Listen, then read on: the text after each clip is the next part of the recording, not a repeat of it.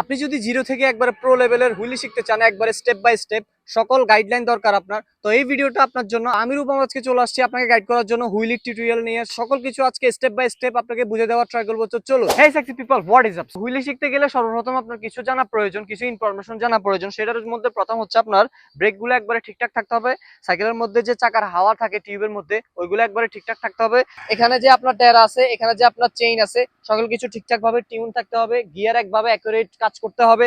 সকল কিছু smooth run করা থাকতে হবে, তবেই আপনি হুইলি পারফেক্টলি পারবেন। তো হুইলি করার প্রথম স্টেপ হচ্ছে আপনার সিটটাকে একটু উঁচু করে নেবেন, এভাবে যতটুকু প্রয়োজন উঁচু উঁচু করে নেবেন। এখানে আরেকটা কথা বলে রাখি, আপনার যদি এরকম ডার্ট ফ্রেম হয় তখন আপনি এরকম বেশি উঁচু করে নেবেন। আপনার যদি ডার্ট ফ্রেম না হয়, আপনার যদি এরকম সাধারণ ফ্রেম হয়, তখন এতটুকু উঁচু করার দরকার নাই।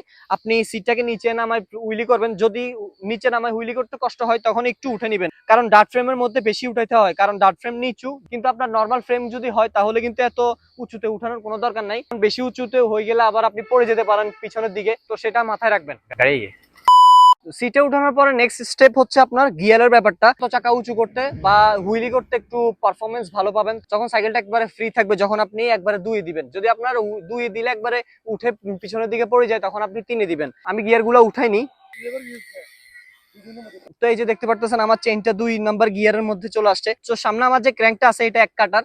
আপনাদের ওখানে হয়তো বা 1 কাটার থাকতে নাও পারে, আপনাদের এখানে 3 কাটার থাকতে পারে। তো সেক্ষেত্রে আপনি 1 কাটার মধ্যে নিয়ে নেবেন, একবারে নিচে যেটা সবচেয়ে নিচে যেটা ক্র্যাঙ্ক, ওইটার মধ্যে নিয়ে নেবেন কাটা। প্রথম স্টেপটা হচ্ছে সিটের, দ্বিতীয় স্টেপটা হচ্ছে আপনার গিয়ার, তৃতীয় স্টেপটা হচ্ছে ব্রেক, যেটা এখন আলোচনা করব। ব্রেকিং এর ব্যাপারটা খুবই ইম্পর্টেন্ট, কারণ ব্রেকিং দিয়ে আপনি কিন্তু হুইলিটা কন্ট্রোল করবেন, আর বাদ বাকি আপনার বডি দিয়ে কন্ট্রোল করবেন আর প্যাডেল দিয়ে। সেটা বুঝাই দিব। আপনি যখন হুইলি উঠাবেন, এভাবে উঠাবেন, তখন আপনি পিছনের দিকে যখন পড়ে যাবেন, তখন ব্রেকিংটা করবেন, ঠিক আছে। আর যখন সামনের দিকে ঝুঁকে যাবেন, মানে চাকাটা সামনের দিকে পড়ে যাবে, সাইকেলটা সামনের দিকে পড়ে যাওয়ার চেষ্টা করে, ব্যালেন্সটা যখন হারাই ফেলে, সামনের দিকে বারবার পড়ে যাওয়ার চেষ্টা করে, তখন এই যে আপনার প্যাডেলটা আছে, এই প্যাডেলটা প্রেসার দিবেন। প্যাডেলটারও যত জোরে চাপ দিবেন, তত পিছনের দিকে সাইকেলটা চলে আসবে। আর যখন পিছনের দিকে যাবে, তখন পিছনের ব্রেকটা ট্যাপ করবেন, তখন সামনের দিকে চলে যাবে। আর ট্যাপ করার সময় অবশ্যই আপনার মাথার মধ্যে এটা রাখতে হবে যে আপনার কতটুকু পিছনের দিকে ঝুঁকে গেছেন, ঠিক ততটুকুই আপনাকে ব্রেক ট্যাপ করতে হবে। এই জিনিসটা বুঝতে হলো আপনাকে একটু লং প্র্যাকটিস করতে হবে। এই জিনিসটা যখন বুঝে যাবেন যে আমার পিছনে কতটুকু ঝুঁকছে, আর আমার ব্রেক কতটুকু করতে হবে। পিছনে যদি ধরেন আপনি এরকম ঝুঁকছেন, কিন্তু আপনি ব্রেক বেশি করে ফেলেন, তখন সাইকেলটা ধাপ করে সামনের দিকে পড়ে যাবে, তখন আপনি হুইলিটার রানিং করতে পারবেন না, লং যেতে পারবেন না। তো সেক্ষেত্রে আপনার এটা অবশ্যই বুঝতে হবে। যখন বুঝে যাবেন, তখনই আপনি হুইলি রং করতে পারবেন। ওই জিনিসটা বোঝা খুবই ইম্পর্টেন্ট। এখন মনে আসতে পারে, ভাই একবার আমি প্যাডেলের প্রেসার দিব, তখন আমি পিছনে পড়ে যাব, আবার ব্রেকিং করব, তখন আমি সামনে পড়ে যাব, তখন এভাবে কি হুইলি হবে? বিষয়টা আসলে এরকম না। বিষয়টা হচ্ছে, যখন আপনি পিছনের দিকে পড়ে যাবেন আর সেটা ব্যালেন্স করার জন্য আপনি ব্রেকিং করবেন, ঠিক আছে। এই ব্রেকিংটা আপনার ততটুকুই করতে হবে যতটুকু আপনার প্রয়োজনের চেয়ে বেশি করলে কিন্তু আপনি সামনে পড়ে যাবেন, তখন আবার আপনার প্যাডেলে প্রেসার দেওয়া লাগবে। তো এরকম প্যাডেলে সামনে পিছে করতে করতে কিন্তু আপনি ব্রেকিংটা শিখে যাবেন। তো এখন আমি যতগুলো স্টেপ বললাম, সেগুলো এখন অ্যাপ্লাই করে আপনাদেরকে প্র্যাকটিক্যালি জিনিসটা দেখাবো। যে কোনো স্টান্ট করার ক্ষেত্রে আপনি অবশ্যই সেফটি গিয়ারটা মাস্ট মাথায় রাখবেন। সেফটি গিয়ার বলতে আপনি শু ইউজ করবেন, আপনার হাতে গ্লাভস ইউজ করবেন। আমি তেমন একটা এখন আর গ্লাভস ইউজ করি না, কিন্তু আপনি প্রথম শুরুতে গ্লাভস ইউজ করবেন, কারণ শুরুতে পড়ে যাওয়ার সম্ভাবনাটা অনেক বেশি। আর পড়ে গেলে হয়তো আপনার এখানে ছিলে যেতে পারে, এখানে ছিলে যেতে পারে।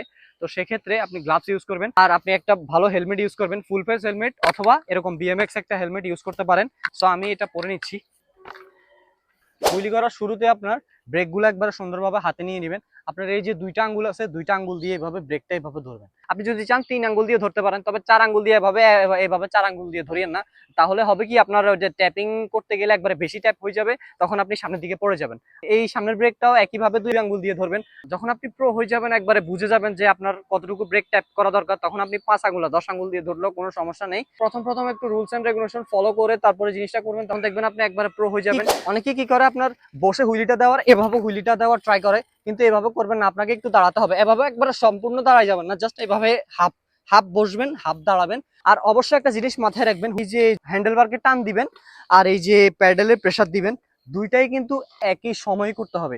যদি আপনি হ্যান্ডেল বার টান আগে দেন কিংবা প্যাডেলের প্রেসার পরে দেন, তখন কিন্তু আপনার হুইলিটা আনব্যালেন্স হয়ে যাবে, তখন কিন্তু হুইলি আর হবে না। আমি অনেককেই দেখি সাইকেলটাকে এভাবে উঁচু করে তারপরে এভাবে বসে দেন এই প্যাডেলটাকে এভাবে করে তারপর হুইলিটা দেওয়ার ট্রাই করে। তো এটা আসলে প্রথম প্রথম যখন আপনি নতুন শিখতে যাবেন তখন এভাবে করাটা আপনার সম্পূর্ণ ভুল হবে, কারণ এভাবে আপনি হুইলিটা শিখার ক্ষেত্রে এটা গ্রহণযোগ্য নয়। এটা করতে গেলে আপনার অনেক সময় লাগবে। এই স্টেপটা টোটালি বাদ দিবেন, এই স্টেপটা ট্রাই করবেন না। এই স্টেপটা ট্রাই করলে আপনি শুরুতে হুইলি শিখতে গেলে অনেক সময় লাগবে, অনেক ব্যাঘাত ঘটবে, আপনার মেন্টালিটি চেঞ্জ হয়ে যেতে পারে যে স্টান্টই করবো না। তো এখন চলুন আমরা প্র্যাকটিক্যালি হুইলিটা করি, কিভাবে আপনি হুইলিটা শুরু করবেন। ব্রেকিং এর বিষয়টা আপনি বুঝে গেছেন, দেন আপনার প্যাডেলের বিষয়টা শেষ, দেন আপনার গিয়ারের বিষয়টাও শেষ, সবকিছু শেষ, আপনার সিটটাও ঠিকভাবে উঠাই নিছেন। এখন আমরা প্র্যাকটিক্যালি হুইলিটা করবো। তো চলুন, একটু রানিং নিবেন সাইকেলটা, রানিং নেওয়ার পরে আপনি হাফ দাঁড়াবেন। আপনার হাঁটুটা এভাবে ভাঙা থাকবে, যে প্যাডেলের যে প্রেসারটা আছে এটা এটা উঁচু করে রাখবেন, কিংবা বামটা উঁচু করে রাখবেন রানিং অবস্থায়, ঠিক আছে? রানিং অবস্থায় যে কোনো একটা, আমি ডান পা উঁচু করতেছি, ডান পা এভাবে উঁচু করে এভাবে চাপ দিবেন, চাপ দিয়ে এভাবে টান দিবেন, ঠিক আছে? টান দেওয়ার পরে আপনি রানিং চাপতে থাকবেন। যখন টান দিবেন তখন এই যে প্যাডেলের প্রেসার আর হ্যান্ডেলবার যখন টান দিবেন তখন দুইটাই কিন্তু একসাথে করবেন। আগে পিছে হয়ে গেলে কিন্তু আপনার হুইলি উঠবে না, তখন আপনি রানিংও যেতে পারবেন না। তো আপনি আমার দুই পা দিয়ে খেয়াল করেন এবং ব্রেকিং এর দিয়ে খেয়াল করবেন, করে দেন এইভাবে টান দিবেন, দিয়ে এভাবে হুইলিটা করবেন।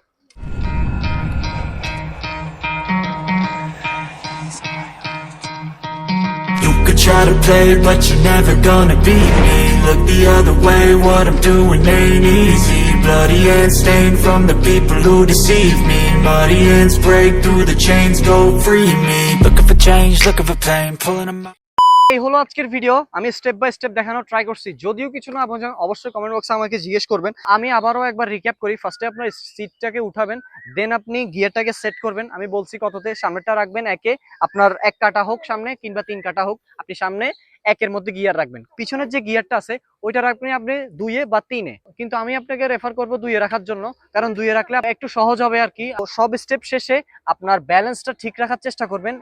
এই যে ব্রেকিং জিনিসটা আছে এভাবে এভাবে ট্যাপ করবেন, আর আপনার বডি ব্যালেন্সটা ঠিক রাখবেন। হুইলি করার সময় বডিকে এভাবে এভাবে মানে নাড়াচাড়া করবেন না, স্ট্রেট রাখার ট্রাই করবেন। আর যখন সাইকেলটা এভাবে কাত হয়ে যাবে তখন এভাবে আপনি বডিটা কাত করে দিবেন। আবার যখন সাইকেলটা এভাবে এই পাশে চলে যাবে তখন আপনার বডিটা এই পাশে নিয়ে যাবেন। আর আরেকটা মোস্ট একটা ইম্পর্টেন্ট জিনিস, আপনি যখন সিটে বসবেন তখন এখানে বসিয়েন না, আপনি বসবেন এই জায়গায়, একবারে এই জায়গায় বসবেন। অনেকে কি করে সামনের দিকে এতটুকুতে বসে, তো এতটুকুতে বসলে কিন্তু আপনি ব্যালেন্সটা ঠিকভাবে পাবেন না। সিটের পিছনের সাইডে বসবেন, তখন আপনি ব্যালেন্স ভালো পাবেন। তো এই আর কি ওভারঅল বিষয়। আর আরেকটা বিষয় হচ্ছে আপনি সেফটির বিষয়টা মাথায় রাখবেন। শুরুতে যখন আপনারা স্টান্ট করবেন তখন অনেককেই দেখি আমি স্টান্টে সাইকেল ঠিক থাকে, সকল পার্টস অনেক দামি দামি পার্টস কিনে, কিন্তু আসলে হেলমেটও কিনে না, আপনার গ্লাভসও কিনে না, আপনার শুও নাই, জাস্ট র্যান্ডমলি একটা স্যান্ডেল বা একটা স্লিপার পরে বের হয়ে যায়। তো এই জিনিসটা কখনোই করবেন না। আপনি যদি দামি একটা সাইকেল কিনতে পারেন তাহলে আপনি অবশ্যই সেফটি গিয়ারও কিনতে পারবেন। সো সেই দিকেও আপনি ফোকাস দিবেন, কারণ লাইফ ইজ ফার্স্ট। তো এই হচ্ছে আজকের ভিডিও। দেখা হবে নেক্সট কোনো ভিডিওতে, নেক্সট কোনো ব্লগে। ততক্ষণ পর্যন্ত ভালো থাকবেন, সুস্থ থাকবেন। আল্লাহ হাফেজ, take care, bye bye, love you too guys, tata.